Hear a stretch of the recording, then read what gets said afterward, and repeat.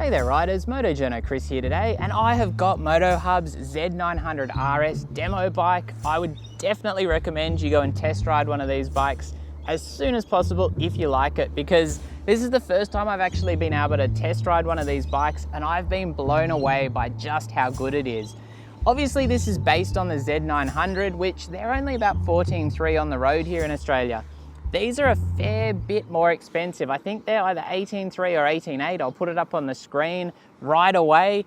And while that is quite a large increase, what you are paying for is some up-spec forks and of course that very retro styling and a build quality which has very much decided not to go full plastics and has gone proper classic bike style with a really good finish quality. That's not to say they haven't modernized a lot of stuff. They certainly have. You've got LED lights, you've got dual analog clocks, but you've got a central dash, which is a LCD style dash.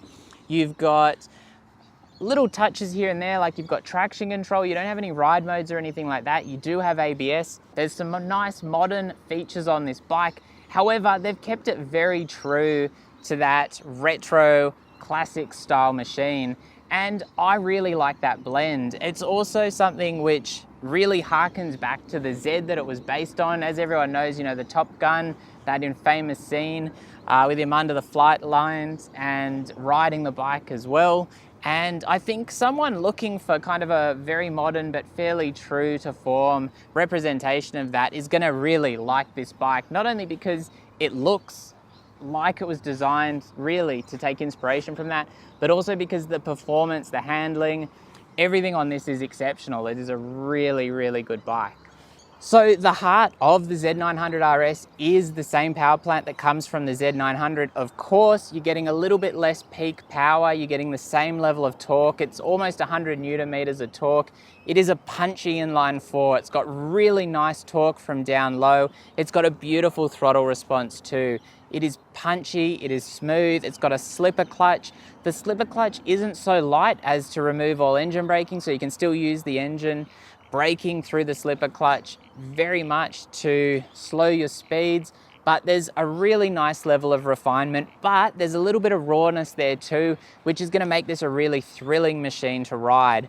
The exhaust that they've matched to this engine and the intake, obviously, they've been tuned for a nice exhaust note, and it is exceptional. Hopefully you'll be able to hear this.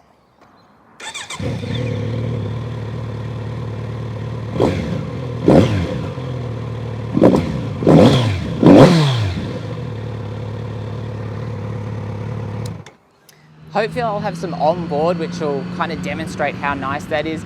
It's got a real intake roar to it, and it's got a nice burble from the exhaust, which combined gives it this absolutely beautiful growl, which as you're revving the engine just makes it such a rewarding thing to ride. And very much that mid-range and even from down quite low is very rewarding. You don't have to be riding this thing like an absolute hooligan to have some fun. However, you probably will end up doing that because it's such an enticing machine. Now that engine, beautiful, really well tuned, just a beautiful spread of power. It's got good top end as well, but that's realistically probably not the thing that stands out to me the most on this bike, which is really saying something because it's a beautiful engine. The chassis, the handling on this, it's telepathic. It's very neutral. It's not overly aggressive. It is fitted with GPR 300 tires, but overall, this bike just handles beautifully, so nicely. It is so absolutely stable on the side of the tire, running into the corners onto the brakes, beautiful, really rewarding.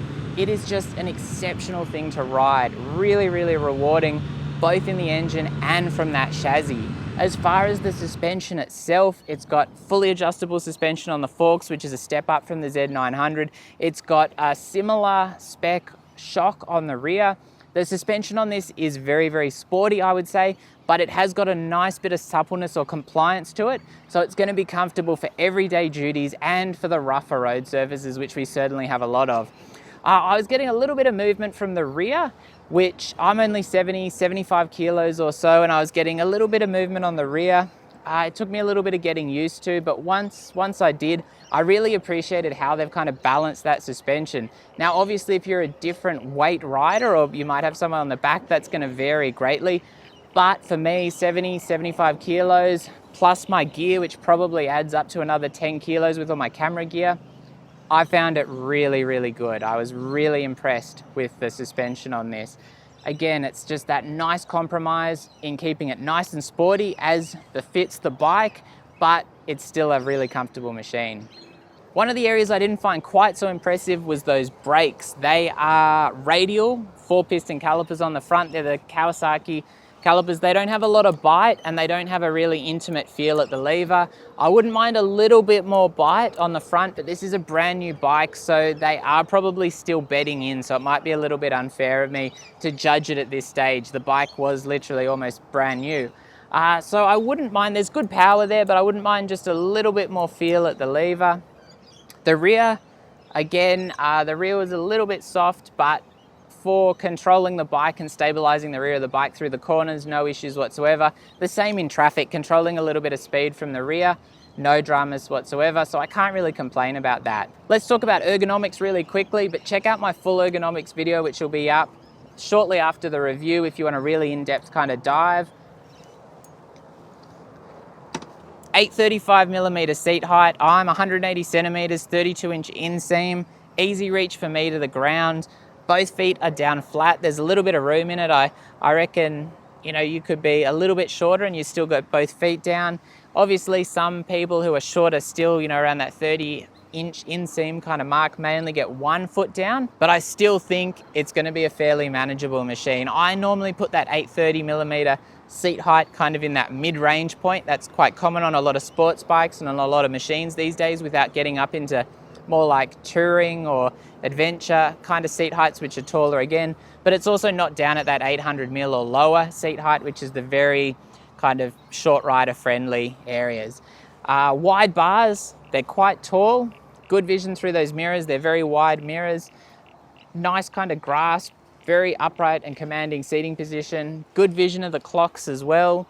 It's just quite a natural seating position for me, and I do like the naked bike seating positions for the everyday bike. So certainly well balanced. It is 213 kilos, I think it is. They're on the heavier side of things, but when you're riding, that falls away.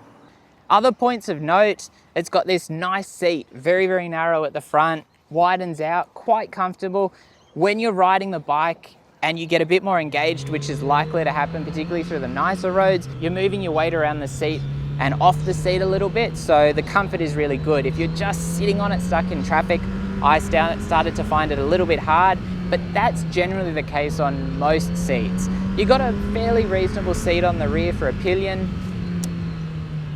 All right-ish, kind of reach to those pegs. They're certainly not going to be wanting to do long days on the back of this, I wouldn't imagine.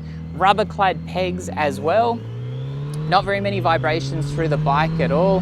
There was a few kind of points where I just felt the slightest of vibrations, and it was normally when I was cruising and I wasn't really on the power. As soon as you're accelerating and you're having a little bit more fun and you're a little bit more engaged and being a little bit more aggressive on the bike, wasn't really something I noticed whatsoever. As far as the dash, simple clocks, as I mentioned, LCD dash. In the middle, it's quite traditionalistic. It doesn't have ride modes. It's just got the Kawasaki traction control. It's just got the ABS. And I think if you're after, a fairly true to form, retro style, but modern machine, you're probably going to be really, really happy with the overall bike. So what else is there really to say about the Z900? It's such a nice overall package. I do think the kind of heftier price tag compared to the Z900 is probably going to be a sticking point for some people, but I'd really encourage you to go and test ride one of these, or at least sit on one in the shop, see what you think in person. I really think the finish quality is beautiful. They've done a great job overall. There's a couple of slightly busy bits down in there, but nothing that would dissuade me from actually buying one of these bikes.